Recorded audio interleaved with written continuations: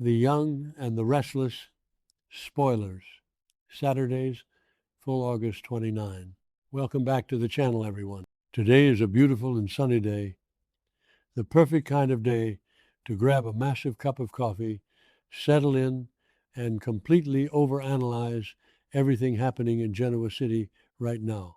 We have so much ground to cover, so let's just dive right into the madness. Okay, so I've been thinking about this, and my brain is just spinning in a million different directions right now, especially after looking at the latest Genoa City developments. Like, I am sitting here literally losing sleep, trying to piece together the psychological motivations of these characters because nothing is straightforward anymore. Everyone is playing like 3 different games of chess at the same time, and I feel like I'm the only one noticing how completely unhinged some of these decisions are. Or maybe I'm just overthinking it. I don't know, but hear me out because I have a lot of thoughts specifically about this whole Adam Kane and Phyllis situation. And don't even get me started on Billy and Lily or the absolute train wreck that is Victoria and Kyle. Wait, let me back up. Actually, no. First, I should mention the Adam and Kane team up because that is just so weird to me.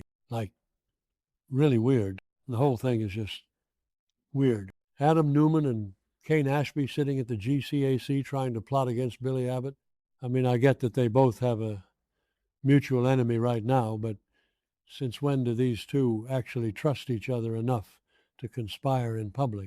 Adam is basically trying to squeeze Kane for information. He literally asks him, "Do you have any information to share with me?" Which is such a classic Adam move.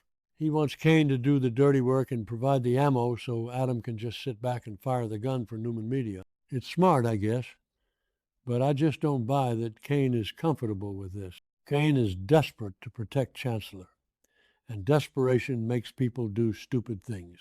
But then again, that doesn't explain why they let themselves get interrupted so easily. Because right in the middle of their little villain strategy session, Phyllis Summers just bursts in, completely frantic and panicking. What was I saying? Oh, right, Phyllis. She is absolutely spiraling right now. She comes in hot, demanding to know where Matt Clark is, asking Adam what his family did to him. And honestly, I don't blame her for jumping to that conclusion. The Newmans, specifically Victor, have every reason to make Matt Clark disappear. But Phyllis is so desperate for Matt to be this reform guy who is devoted to her.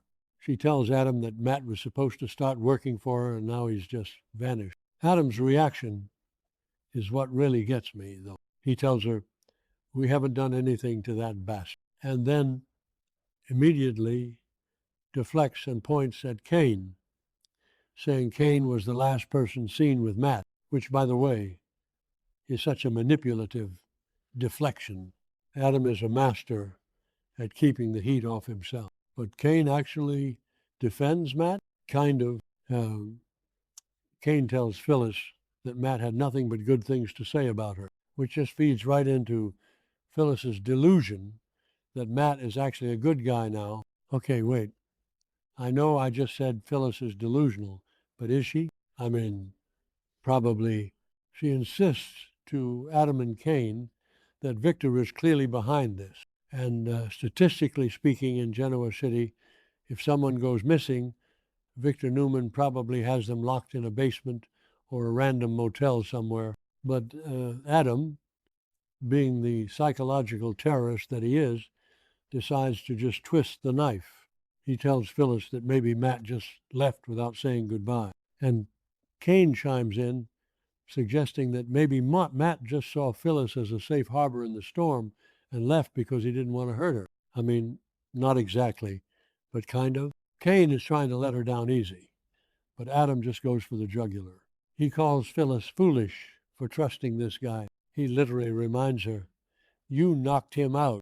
Like Adam points out that just because Matt was nice to her afterward doesn't mean he actually trusts her. And this is what I stay up late thinking about. Adam is so right here. Why does Phyllis think she has this unbreakable bond with a psychopath that she physically assaulted. But Phyllis just doubles down, insisting Matt was devoted to her.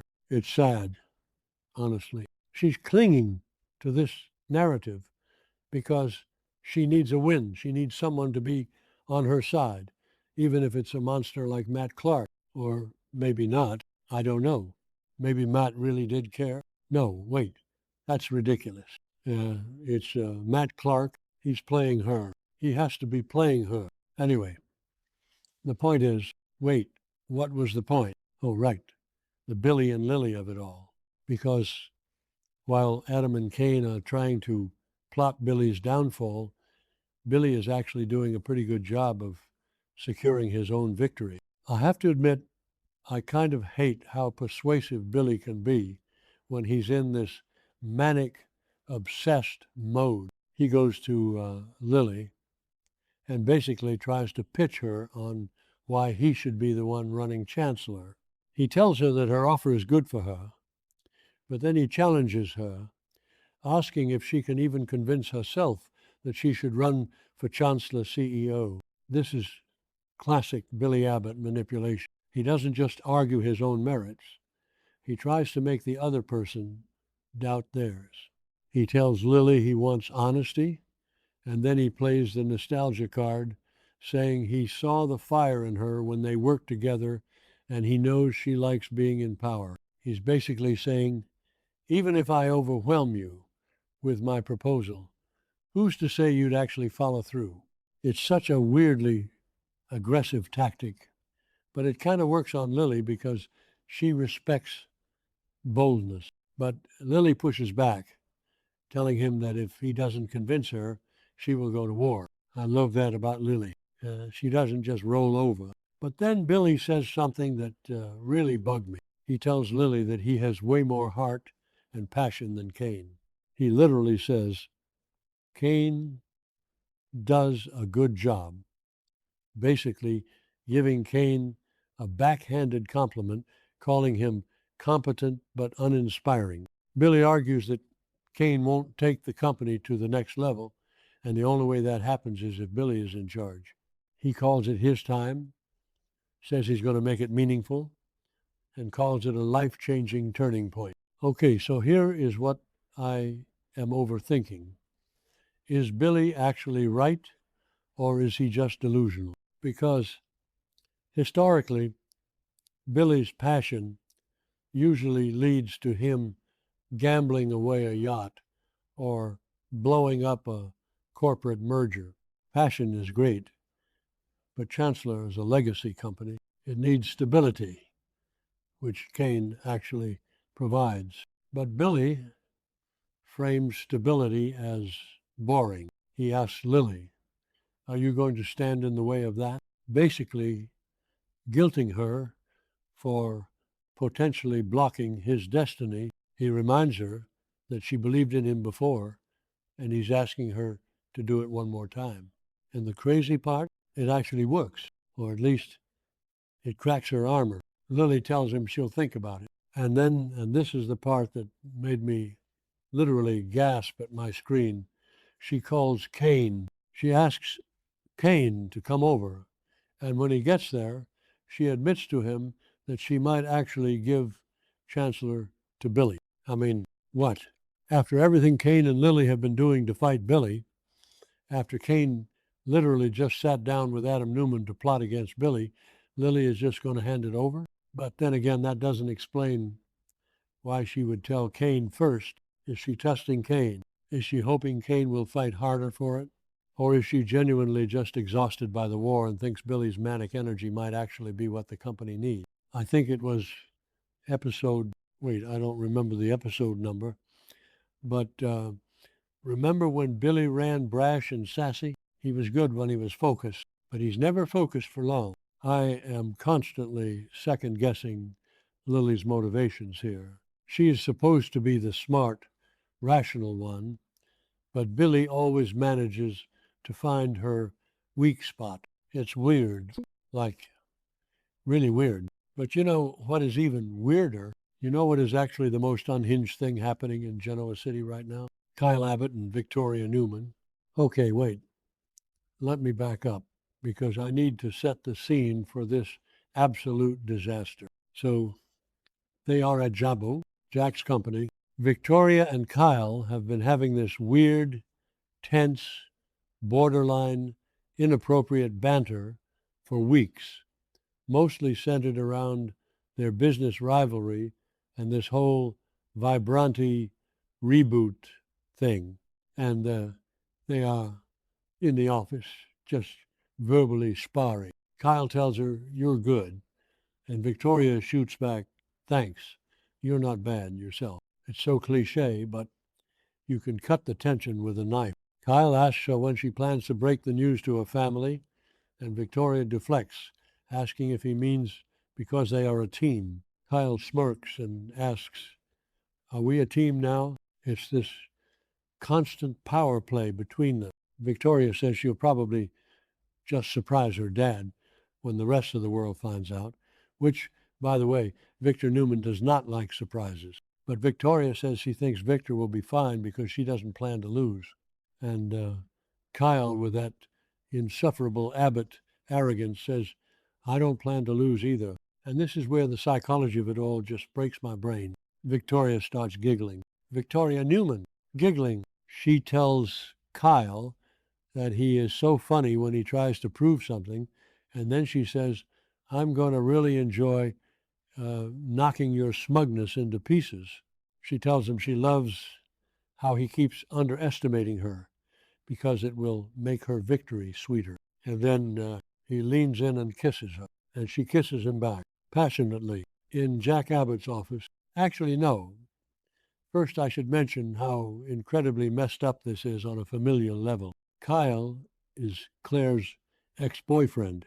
Claire is Victoria's daughter. I mean, I know Genoa City has a very limited dating pool, and everyone has shared DNA or shared exes at some point, but this crosses a massive, massive line.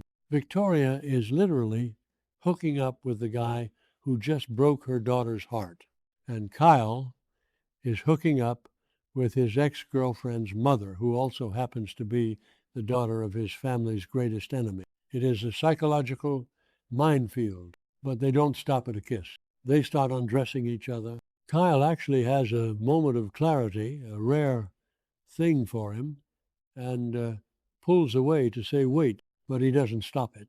He just goes to lock the office door and close the blinds, and then they have sex on the sofa in Jack Abbott's office. I am sorry, but I just have to pause and think about the hygiene and the sheer audacity of this. Jack's sofa, the disrespect is astronomical, but also it perfectly fits their dynamic right now. They are both acting out. Kyle is traumatized by everything that happened with Jack and Diane and Patty, and he's feeling reckless. Victoria is exhausted from being the family peacekeeper and dealing with Victor's constant manipulations, so she wants to feel dominant and in control. Kyle is young, arrogant, and easily manipulated, making him the perfect toy for Victoria right now. Afterward, they are lying on the sofa under a blanket, and Kyle says, "Anyway, just this once, right?" And Victoria agrees, "Sure, this can never happen again." I mean, come on, who actually believes that? I know I just said they are acting out, but hear me out. This is going to become a full-blown affair. You don't just lock the door of the CEO's office, hook up with your daughter's ex-boyfriend on a leather couch, and then say, "Oops, never again." Because literally seconds later, when she is getting ready to leave and it's super awkward, Kyle kisses her again. And she kisses him back. Victoria says, "We can't tell anyone," as she pulls away. Probably doesn't matter, but I noticed how Kyle looked after she left. He didn't look guilty. He looked triumphant. And that is proven later when Kyle goes to society and runs into Billy. Kyle offers to buy Billy a drink, and Billy, who is already riding high on his own delusional Chancellor victory tour, notes that Kyle is feeling generous. Billy asks if it's for business or pleasure, and Kyle smirks and says, both.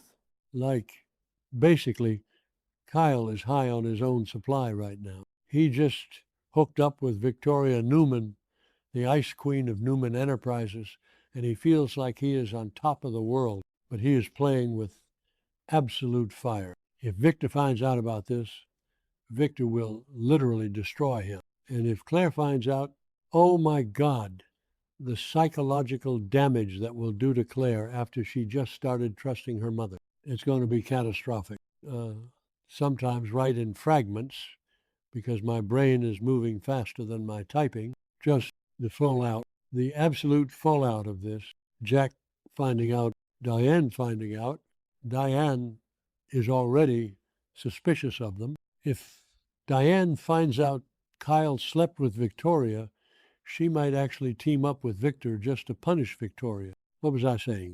All right, the interconnectedness of all of this. It's weird, like really weird. The whole thing is just weird. You have Adam and Kane plotting against Billy. Billy manipulating Lily into giving him Chancellor. Lily betraying Kane's trust by actually considering it. Phyllis losing her mind over Matt Clark and screaming at Adam. And meanwhile, Kyle and Victoria are literally sleeping together in the middle of a corporate war zone. I keep trying to figure out who is actually going to come out on top here. My theory is that Billy is going to get Chancellor, but it's going to cost him everything else. He's going to lose Sally, he's going to lose Jack's respect, and he's going to walk right into a trap set by Victor and Adam. But then again, that doesn't explain why Lily is caving so easily. Unless Lily has a master plan, or maybe not. I don't know. Maybe Lily is just tired. And Phyllis, I genuinely worry about Phyllis. She is so isolated right now. Michael and Lauren are frustrated with her. Summer is gone. Daniel is distracted.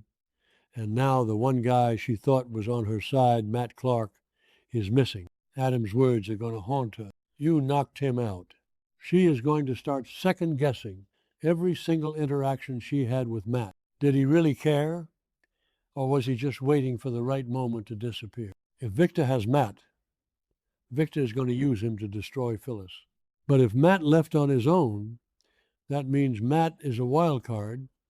And a wild card, Matt Clark, is the most dangerous thing in Genoa City. I mean, the layers to this show right now are just insane. I start analyzing something, then realize I need to explain the background first, so I backtrack, and then I just get lost in the sauce. The point is, wait, what was the point? The point is that everyone in Genoa City is currently making the worst possible decisions for the most selfish reasons, and I am absolutely here for it. I just know I'm going to be awake until 3 a.m.